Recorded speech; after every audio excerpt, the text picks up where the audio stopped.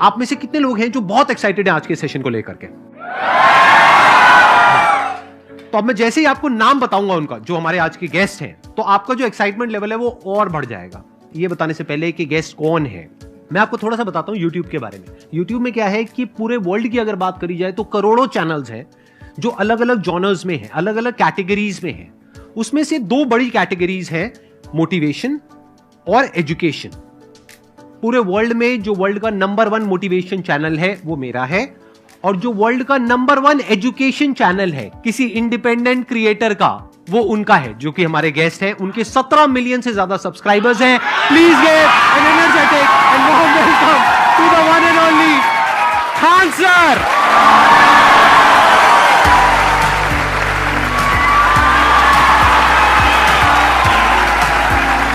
क्या हाल चाल जी, कैसे हैं आप?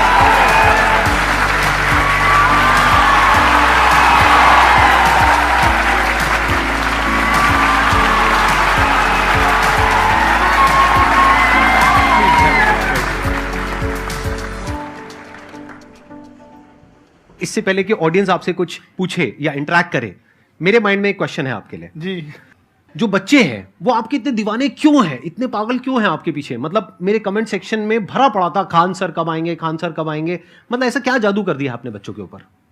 ये सवाल हम आपसे भी पूछते हैं, हमारे पे भी इतना कमेंट आया, इतना मेरे तो ऑफिस में लोग चले आए कि सर कब जा रहे हैं। अच्छा। क्योंकि हम लोग का तो एग्जैक्ट है, वही पढ़ाना है। हाँ। तो देखिए, हम लोग का मेन है कि बच्चों को जो जरूरत रहती है कि अगर लड़का पढ़ने आ रहा है ना, उसके मन में कोई डाउट ना रह जाए। हम उसको कहते हैं कि हम तुम्हें पढ़ा रहे हैं, दम है तो भूल के दिखाओ, याद करके नहीं।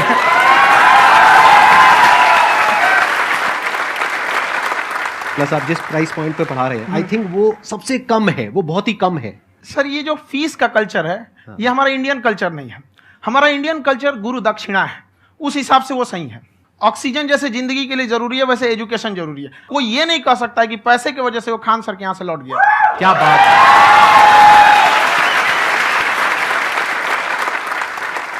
मैंने देखा कि आपका ये जो चैनल है कि ये पिछले 3 साल के अंदर अंदर ही ग्रो किया है। हमको जब चैनल शुरू हुआ तो एक दिन में हम 4-5 वीडियो बनाए। एक हमको कुछ आता, आज भी नहीं आता इतना, तो हम देख के कैमरा उमरा तो हम कंफ्यूज हो गए, बाप रे। तो हम एक ही दिन में वीडियो शूट किया, पढ़ाने वाला टॉपिक था हमको। उसके बाद कभी वीडियो नहीं, 6-7 वीडियो एक ही बार शूट कर लिए। और एक जो थे जिनका कैमरा वगैरह था, मेरे पास कैमरे भी नहीं थे उस टाइम, और कैमरा 35,000 का था, तो 6 महीना इसी में लग गया, जो 35,000 इसी में फंस जाएगा। तो उनके कैमरे से शूट किए, उन्होंने कोई चार्ज लिया, उसके बाद हम छोड़ ही दिए। लॉकडाउन लगा, तब हम कहें आप कैसे पढ़ाएंगे, वो तो 1 दिन 2 दिन करते करते अचानक लंबा हो गया। तब हमको याद आया कि ओहो, मेरा एक चैनल भी है वहाँ पे। तो उस समय उस पर लगभग 30,000 सब्सक्राइबर हो चुके थे। तो जैसे लॉकडाउन लगा तो उस पर पढ़ाना चालू किया, और पता नहीं क्या लोगों को पढ़ाई में इतना इंटरेस्ट आ गया कि आपका स्टाइल ऐसा है थोड़ा सा, आप आई थिंक पढ़ाई के साथ साथ में जो बीच बीच में आप थोड़ा बहुत छोड़ते रहते हैं ना, मतलब जो एंटरटेनमेंट चलता रहता है। ये बात हम देखिए, जब हम गुलाम थे ना, तो अंग्रेजों ने एक चाल चला था कि भारत को हम फिजिकली गुलाम रखेंगे 100-200 साल, मेंटली 1000 साल कर देंगे। उन्होंने पढ़ाई का मॉडल चेंज कर दिया। उन्होंने ऐसा डिजाइन किया कि ये टीचर की रिस्पॉन्सिबिलिटी है, वो पढ़ा के चला जाए। टीचर की रिस्पॉन्सिबिलिटी यहाँ खत्म नहीं हो जाती है। पढ़ाना तो कोई भी पढ़ा सकता है, टीचर की इससे बड़ी रिस्पॉन्सिबिलिटी होती है उसे समझाना। वो समझा कि नहीं समझा। अगर लड़का आपके समझाने के बाद डाउट रह गया तो ये आपकी गलती है। लड़का हमसे पूछता है, सर इतनी भीड़ है आपके पास, तो कहे सर डाउट कैसे पूछेंगे? हम कह रहे यार, तुम्हारा डाउट बचेगा तब ना पूछेगा तुम डाउट यहाँ पर।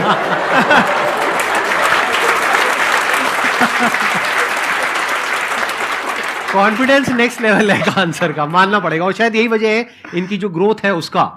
किसी ने शायद सपने में भी नहीं सोचा होगा कि पिछले 2 साल के अंदर अंदर जो आपके चैनल की ग्रोथ हुई है, जैसे आप खुद ही बता रहे हैं कि लॉकडाउन के टाइम पे आपके 30,000 के करीब सब्सक्राइबर्स थे, आज की डेट में 17 मिलियन है। और मेरा एक क्वेश्चन और है, इससे पहले कि ऑडियंस में से आपसे कोई क्वेश्चन पूछे, कि कई बार आप ऐसे भी टॉपिक्स टच करते हैं जो थोड़े से कंट्रोवर्शियल हैं या थोड़े से सेंसिटिव हैं, जिसके ऊपर बात करने की हिम्मत आई थिंक बहुत ही कम लोगों में है। तो आपको कभी ये नहीं लगता है कि कहीं ज्यादा तो नहीं हो रहा है, इसको थोड़ा रोक देते हैं, थोड़ा कम कर देते हैं? क्योंकि कोई लाइन ही नहीं है वैसे तो बोलने को, तो आप कुछ भी बोल दो, कितना भी बोल दो। हुई है कंट्रोवर्सी बहुत बार। एक्चुअली बचपन से हमको फौज में जाना था, और फौज वालों के लिए ये सब मायने नहीं रखता। उसको करना है मतलब करना है, तुम सामने कुछ भी रहो, डजंट मैटर।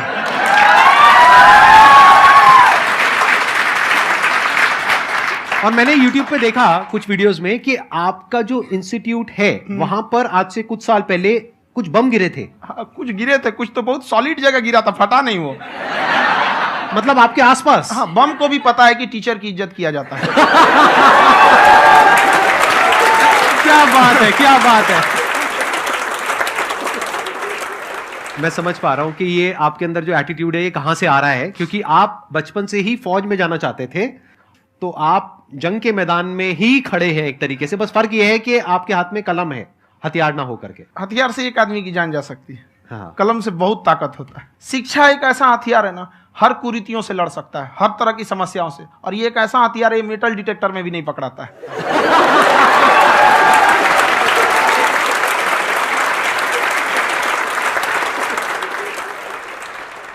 मेरा क्वेश्चन ये है कि अभी प्राइवेट ऑर्गेनाइजेशंस में पीटने का, पनिशमेंट का ये सिस्टम जो है खत्म हो गया है। हम आपके वीडियो में देखे हैं सर कि आप एक बड़ा सा रोल रखे रहते हैं, पुलिस वाला लाठी है वो, पुलिस वाला लाठी है, और स्टेज पे बुला के बच्चों को उसी से धुनाई शुरू कर देते हैं मस्त एकदम से, है ना।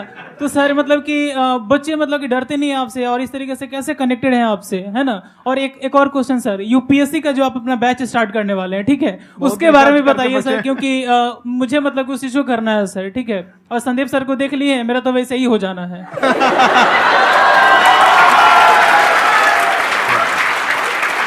क्या हो जाना है?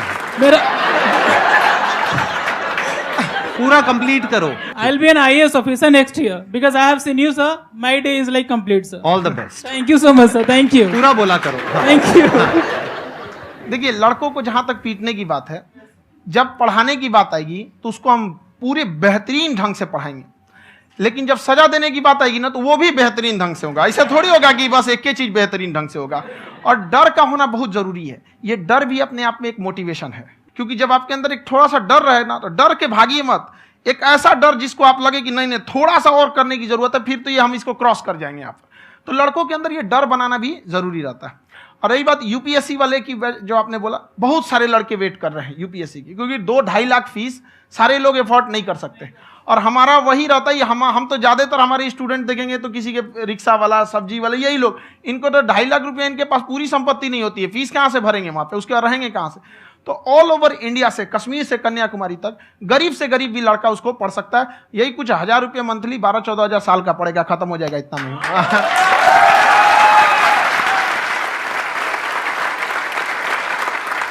ये जो डंडे वाली बात इन्होंने कही, ये सच है? मतलब आप सच में एक डंडा रखते हो? पुलिस का ही है वो। और मारते हो? हाँ, कि मतलब अगर कोई लड़की छेड़ता है या ऐसा कोई भी उल्टा पुल्टा काम पढ़ाई करता लिखाई है, कुछ भी गलती करेंगे तो पिटाएंगे वो यहाँ पे, कैमरे पे, ऑन कैमरा, जैसा भी रहे, कुछ भी पिटाना तो उनको फिक्स है। एक तो कोई मतलब विधायक जी थे, उनके लड़का को पीट दिए, तो चला दल बल लेके अपना वहां पे। उसने घर पे नहीं बताया था कि सर ने पीटा है, बस बोल दिया कोचिंग में पीटा है। बाद में पता चला हम पीटे हैं, तो उसके पिताजी मेरे सामने और पीटे।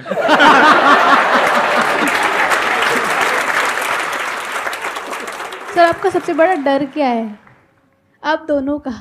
फौजी को डरे नहीं लगता है, बाकी अफसर से पूछिए। आज के सेशन से पहले कोई डर नहीं था, लेकिन अब मुझे इनकी डंडे वाली कहानियां सुन करके डर लग रहा है कि कहीं मैंने गलती से कुछ बोल दिया और इन्होंने कहीं पीछे कुछ रखा हुआ है, और यही आ करके अगर इन्होंने मेरी पिटाई कर दी तो बहुत बुरा हो जाएगा। तो इसलिए हमको थोड़ा डर लग रहा है।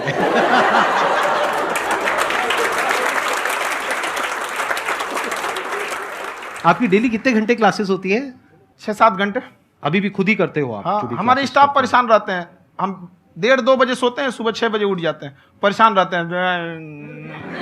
यार इतना क्यों करते हो, है ना? कभी तो उनको भी साथ साथ लगना पड़ता है ना? उनको साथ साथ लगना पड़ता है। हम जग गए तो कोई सोया थोड़ी रहेगा, परेशान रहते, दिन में सोते ही नहीं है बेचारा, कहीं कहीं जाके सोते रहता है। हम सीट बांध दिए कि भाई तुम इस समय सो जाना, तुम इधर सो जाना। आपकी शादी हो गई है नहीं हुई अभी? मेरी खुशहाली देख के आप आइडिया लगा सकते हैं।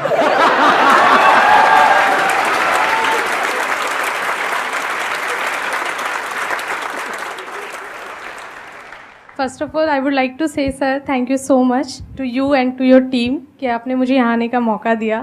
एंड सर अब तक मैंने आपको सिर्फ फ़ोन या लैपटॉप में ही देखा है दोनों को, आज फर्स्ट टाइम लाइव देख रही हूँ तो बहुत अच्छा लग रहा है। तो मेरा क्वेश्चन ये है सर आपसे, जब हम लाइफ में कोई डिसीज़न लेते हैं कि हमें ये पर्टिकुलर चीज़ करनी है, और क्योंकि हम डिसीजन लेते हैं तो हमारी आदत है कि पहले हम 4 लोगों से पूछते हैं कि तू बता तेरी क्या राय है, तू बता तेरी क्या राय है।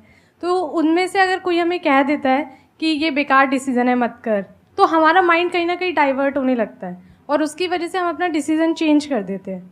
तो मेरा क्वेश्चन ये है कि कैसे हम अपने डिसीजन पे स्टिक रहे, कैसे हम जो दूसरे के ओपिनियन है उनको अफेक्ट ना होने दें अपने ऊपर।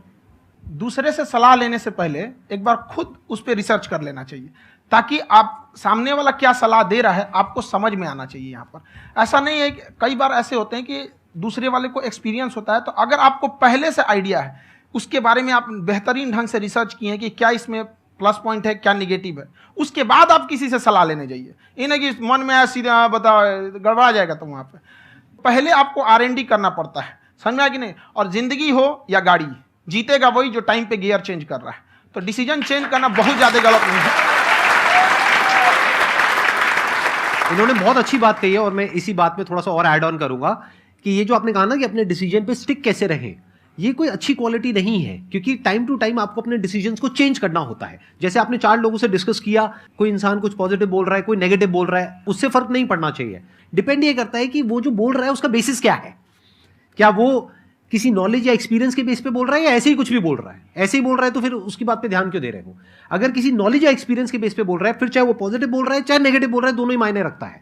उसके बाद में रिसर्च करनी है और फिर रिसर्च करने के बाद में फाइनल डिसीजन अपना खुद का होना चाहिए। अब वो डिसीजन उससे अलग भी हो सकता है जो आपने पहले लिया था, और वो सेम भी हो सकता है। सर मेरा क्वेश्चन दोनों से है आपसे, how to deal procrastination and laziness. हमारा ब्रेन है ना, ये बहुत आलसी टाइप का, इसको आराम खोजना पसंद है। अब थोड़ा सा भी आप इसको आराम की ओर लेके चले गए ना तो फिर उधर ही रहेगा। आप सोचेंगे 10 मिनट आराम कर लेते हैं ना, तो 10 मिनट 2 घंटा बना देगा। उसको टॉर्चर कीजिए, चल 10 मिनट बाद में। उसको आप उस पर हावी मत, वो कह रहा है कि हमको आराम चाहिए, आपको हाँ आराम मिलेगा, पहले काम फिर मिलेगा आराम। तो आप उसके हिसाब से मत चल। आपका मन कर रहा है थोड़ा सा देख लेते हैं, कोई नोटिफिकेशन आया, आप कोई काम कर रहे हैं, क्यों पहले काम कर लीजिए, बाद में देखिएगा ना नोटिफिकेशन। आप हावी मत होने दीजिए यहाँ पे। अगर आप 5 मिनट भी थोड़ा सा लूज पड़े ना, थोड़ा सा कमर सीधा कर लेते हैं, 2 घंटा बर्बाद कर दिया आपको। हावी मत होने दीजिएगा उसको अपने ऊपर। प्रोक्रेस्टिनेशन को तोड़ने का एक ही तरीका है, सबसे छोटे लेवल पे ले जा करके उस गोल को तोड़ दो। यानी वो गोल बहुत बड़ा है, उसको ब्रेक डाउन करो, उसके सबसे पहले स्टेप पे आ जाओ कि उसको अचीव करने का सबसे पहला स्टेप क्या है। जैसे गाड़ी चलाना सीखना है, उसका सबसे पहला स्टेप क्या है। अगर घर में कोई नहीं है सिखाने वाला या सिखाने वाली, तो बाहर जा करके जो गाड़ी का ड्राइविंग स्कूल है उधर जा करके पैसे दे दो। अब फंस गए ना तो फंसा दो अपने आप को। दिमाग ये लगाओ कि अपने आप को कैसे फंसाया जाए। जब हम फंस जाते हैं ना तो फिर हमको वो काम करना ही पड़ता है। Then there is no looking back. जब तक आप सोच रहे हो तब तक सोच रहे हो, उसको बोलते हैं पैरालिसिस ऑफ एनालिसिस, कि आप सोचते चले जा रहे हो अपने माइंड में, मैं ये करूंगा वो करूंगा वो करूंगा वो करूंगा, और प्रोक्रेस्टिनेट हो रहा है, वो चीज टलती चली जा रही है। तो उसको छोटे से छोटे लेवल पे ब्रेक डाउन करके उसको कर दो, दैट इज नंबर 1। और जैसे ही करना शुरू करते हो, कोशिश करो कि उसको जब तक कि आप सही से नहीं कर लेते हो उसको छोड़ना नहीं है, तो आपकी लेजीनेस भी खत्म हो जाएगी। कई लोगों को तो हमने देखा है जो सप्ताह में कुछ भी नहीं करता, वो भी संडे को आराम कर रहा है।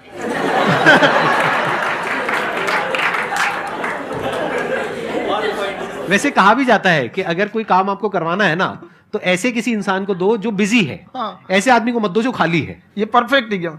किसी को भी आप देखिएगा जिसको आप कहते हैं कि मतलब थोड़ा ठीक ठाक आप समझते हैं कि नहीं ये बहुत आगे निकल, वो एक काम को खत्म करने के बाद कभी आराम नहीं करेगा। एक काम खत्म हुआ उसको लगेगा हाँ एक खत्म हो गया, अब दूसरा करना चाहिए। और वही जिसको देखिएगा एक खत्म हो गया और आराम करना चाहिए, कभी नहीं, लाइफ में आखिरी सांस तक।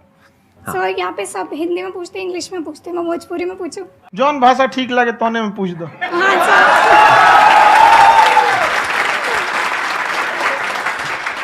सर ये पूछे के चाहते नहीं कि जैसे हमने के पढ़ाई करे निशान, तो कभी कभी डेली टारगेट्स जो होला वो कंप्लीट ना होला।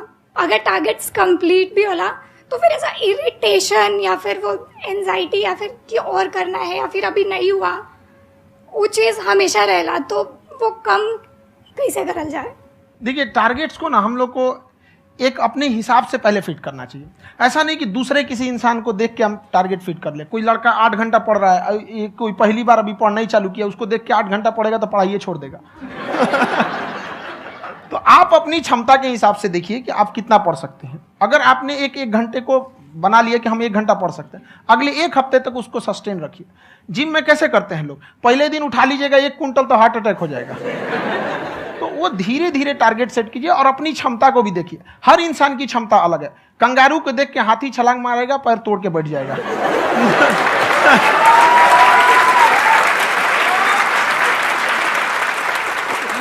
अब संदीप सर का मोटिवेशन देख के इसका मतलब क्या कि ट्रेन के आगे खड़ा हो जाएंगे, ढकेल देंगे तुमको। हालांकि ऐसा कर देते हैं, लेकिन ऐसा करिएगा लोग नहीं, क्षमता पता होना चाहिए। आपके अंदर एंजाइटी हो रही है कि मैंने कर तो लिया है। आप ये नहीं कह रहे कि मैंने कुछ भी नहीं किया है फिर मेरे को एंजाइटी हो रही है। आप ये कह रहे हो मैंने काफी कुछ कर लिया है फिर भी एंजाइटी हो रही है कि कहीं कुछ छूट तो नहीं गया है। तो बेसिकली आपको ये देखना है कि अगर आपके अंदर ये एंजाइटी हो रही है, that means you are a very good student. आप एक अच्छे स्टूडेंट हो। क्यों? क्योंकि बहुत सारे स्टूडेंट्स तो ऐसे हैं उनको पढ़ने के नाम से एंजाइटी होती है। तो आपको एंजाइटी हो रही है कि मैंने पढ़ लिया। दिन में मानो 8 घंटे का आपने टारगेट सेट किया और 6 घंटे पढ़ लिया, या मान लो 8 घंटे भी पढ़ लिया, फिर भी एंजाइटी हो रही है कि मैंने 10 घंटे नहीं पढ़ा। तो ये तो अच्छी क्वालिटी है ना, ये तो एक ब्रिलियंट स्टूडेंट की क्वालिटी है। क्योंकि एंजाइटी उसी को होती है जो केयर करता है, जिसको परवाह है, उसी की तो एंजाइटी होती है। जैसे माँ को अपने बच्चे की, जैसे एक माँ को अपने बच्चे के, जैसे एक माँ को अपने बच्चे को लेकर के एंजाइटी होती है। हंस लो मजाक उड़ा लो मेरा। कोई बात नहीं, एडिट कर देंगे इसको हम। हाँ।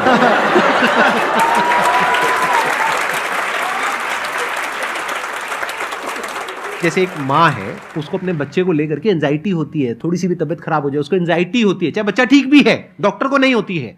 क्यों? क्योंकि माँ को उस बच्चे से प्यार है। तो दैट मीन्स कि आप अपनी पढ़ाई को लेकर के सीरियस हो, इस वजह से आपके अंदर एंजाइटी हो रही है, विच इज नॉर्मल। जहां पर प्यार मोहब्बत होती है वहां पर थोड़ी बहुत एंजाइटी तो होती ही है ना। समझ रहे हो ना मैं क्या कहना चाह रहा हूं? आप लोग समझ रहे हो ना मैं कहां जा रहा हूं? जब वो किसी और से बात करती है तो एंजाइटी होती है ना।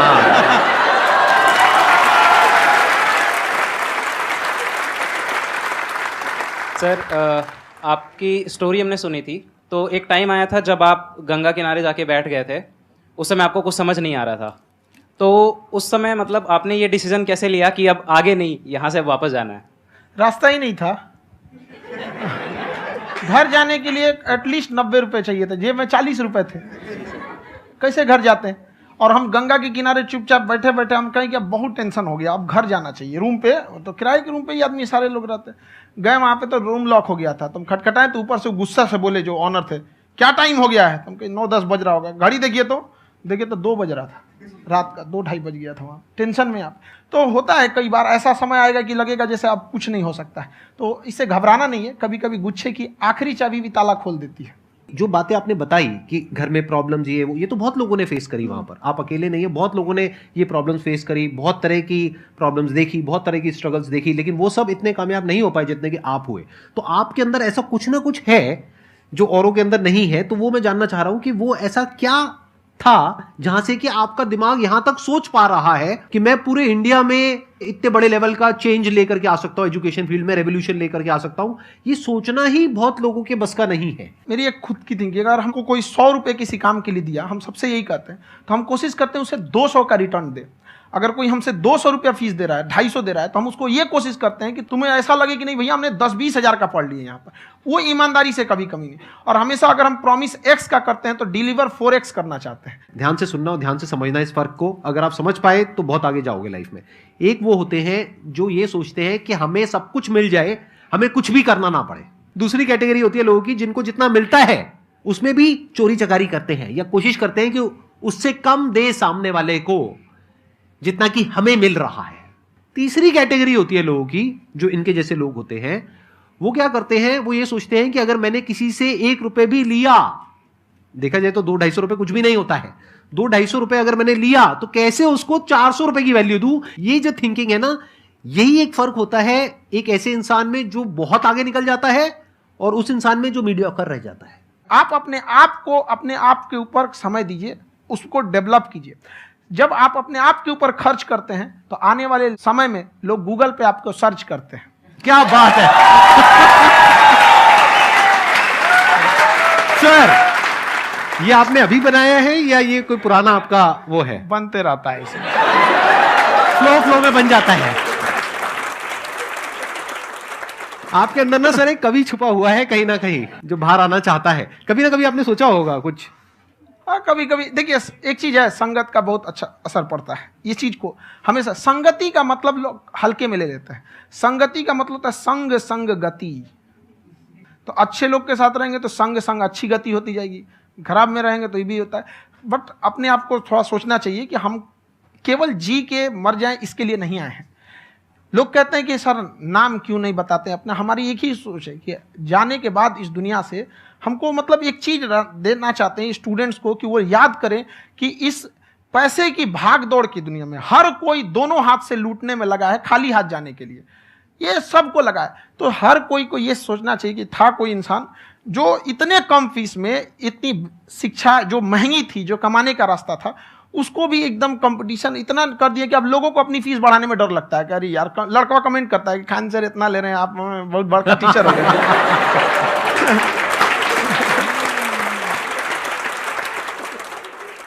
खान सर की एक क्लिप है, ये समय और समझदारी में बहुत फ़र्क होता है। अगर समय रहते समझदारी आ गई तो इंसान कामयाब हो गया, लेकिन अगर समय चला गया फिर समझदारी आई फिर तो बेकार है। तो सर मतलब कुछ आपको ऐसी चीज़ लाना चाहिए जो मतलब बच्चों जो तैयार हो रहे हैं उनको ये चीज़ें मतलब एंड टाइम पे दिखे। समझ रहे हैं आप मेरी बात? नहीं समझ?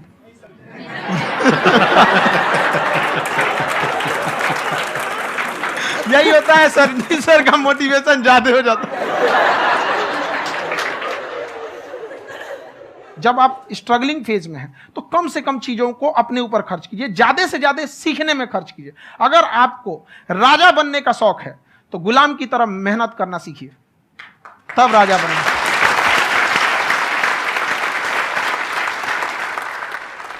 ये दुख, ये दर्द, ये सब तेरे अंदर है। तू अपने बनाए इस पिजड़े से बाहर निकल के देख, तू अपने आप में एक सिकंदर है।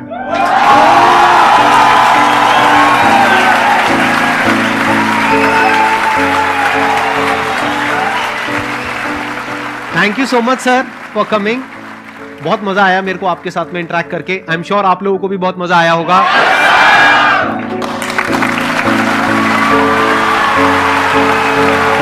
थैंक यू सो मच जी, थैंक यू।